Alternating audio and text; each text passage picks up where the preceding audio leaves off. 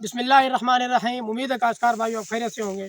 गंदम की फसल के अंदर काश्तकार भाई बहुत ज़्यादा परेशान होते हैं अपनी एवरेज यील्ड के ऊपर कि उनकी जो यील्ड है यानी कि उनकी जो पैदावार है वो ज़्यादा से ज़्यादा हासिल नहीं कर पाते।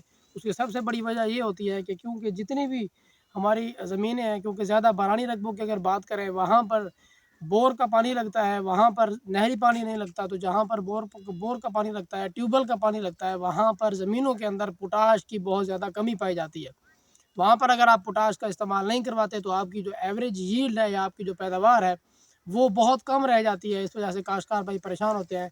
तो ये पोटाश के बारे में हम बात कर रहे होंगे। अगर आपने हमारे चैनल को सब्सक्राइब नहीं किया तो हमारे चैनल को सब्सक्राइब कर दें और बेल के बटन को दबा दें ताकि फसलों के मुतालिक तमाम वीडियोज़ आप तक बर वक्त पहुँच सके। खासकर भाइयों, पोटाश जो है वो एक अहम न्यूट्रिएंट है। पोटाश जिन ज़मीनों के अंदर इस्तेमाल की जाती है उन ज़मीनों के अंदर एक तो बीमारियों का हमला कम होता है, दूसरे नंबर पर उनकी जो एवरेज पैदावार है वो बढ़ जाती है। और उसके अलावा उसका जो जितना भी दाना मिलता है, अगर आप गंदम की बात करें, आपको जो दाना मिलता है, दाने मोटे होते हैं, वज़नी होते हैं, चमकदार होते हैं, दाना पिचका हुआ नहीं होता। इस तरह कुछ दाने ऐसे होते हैं, अगर वहाँ पर पोटाश का इस्तेमाल ना किया जाए, वो ज़मीन कमज़ोर हो तो दाना पिचक जाता है, उसके अंदर से हवा निकल जाती है, जिसकी वजह से उनकी जो पैदावार है वो दाना इतना वज़न नहीं देता। जिस ज़मीन के अंदर पोटाश इस्तेमाल करवाई जाती है वहाँ पर दाना मोटा होता है, वज़नी होता है, पिचका हुआ नहीं होता। पोटाश कौन सी इस्तेमाल करवाएं? पोटाश आपको 3 से 4 हालतों के अंदर मिल रही होती है मार्केट के अंदर। SOP sulphate of potash form के अंदर मिल रही होती है, मुरेट ऑफ पोटाश एमओपी आपको मिल रही होती है। उसके अलावा लिक्विड पोटाश आपको मिलती है।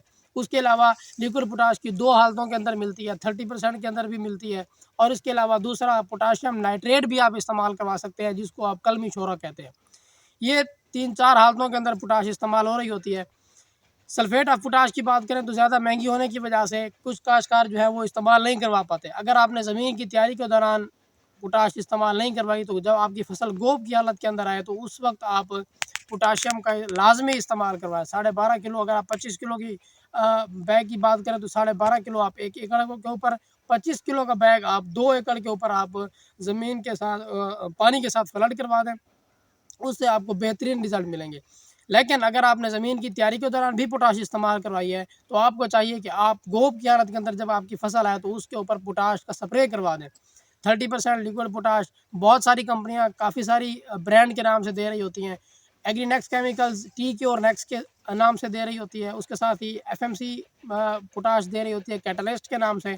इसी तरह सिजेंटा दे रही होती है नए पोटाश के नाम से। ये काफ़ी सारी कंपनियां हैं जो अपनी पोटाश जो है वो पोटाश के नाम से भी इस्तेमाल कर रही होती हैं। तो इसका अगर आप स्प्रे करवाते हैं, एक बार स्प्रे करवाएंगे तो आपको अच्छे रिजल्ट मिलेंगे। अगर आप 2 बार स्प्रे करवा देते हैं 8 दिनों के 10 दिनों के वक्फे के बाद तो उससे आपको हैरानकुन पैदावार जो है आपको मिल जाती है। वो काश्तकार जो 60 से 70 मन फी एकड़ पैदावार की रेस के अंदर होते हैं तो उनको बहुत बेहतरीन जो है वो पैदावार मिल रही होती है। उनके दाने मोटे होते हैं, वज़नी होते हैं। उसके अलावा अगली जो बात है वो ये है कि एवरेज यील्ड तो बढ़ती ही बढ़ती है, उसके साथ अगर उनके ऊपर बीमारियों का हमला होता है, जैसे रस्ट का इस टाइम हमला होता है, येलो रस्ट का, तो उससे भी फसल जो है वो बच जाती है। और उसके अलावा अगर आप दूसरी बात करें कि अगर आपकी फसल जो है वो आप पानी लेट हो गया है, आपकी फसल पानी सही टाइम पे नहीं दे सके, 4 दिनों का, 5 दिनों का, 7 दिनों का वक्फा आ गया है, टेम्परेचर ज़्यादा है, तो वो फसल जो है बर्दाश्त करने के काबिल हो जाती है। उस फसल के अंदर बर्दाश्त की हद जो है वो बढ़ जाती है। तो वो फसल 4-5 दिनों तक, 7 दिनों तक पानी अगर ना भी लगा तो वो बर्दाश्त करती है। वो फसल जो है वो मुरझाना शुरू नहीं हो जाती, जिससे आपकी पैदावार जो है वो बढ़ सकती है। उसके साथ जब आप डायरेक्टली स्प्रे करवाते हैं तो सबसे पहले फ्लैग लीफ के ऊपर जो है वो पोटाश जो है वो जज़्ब होती है। फ्लैग लीफ के अंदर जितनी पोटाश जज़्ब होती है उतना ही खुराक जो है वो आपकी सिट्रे के अंदर ट्रांसफ़र हो रही होती है और उससे आपकी एवरेज पैदावार जो है वो बढ़ रही होती है। उम्मीद है आपको वीडियो समझ आ गई होगी। अपना ख्याल रखिएगा। अल्लाह हाफ़िज़।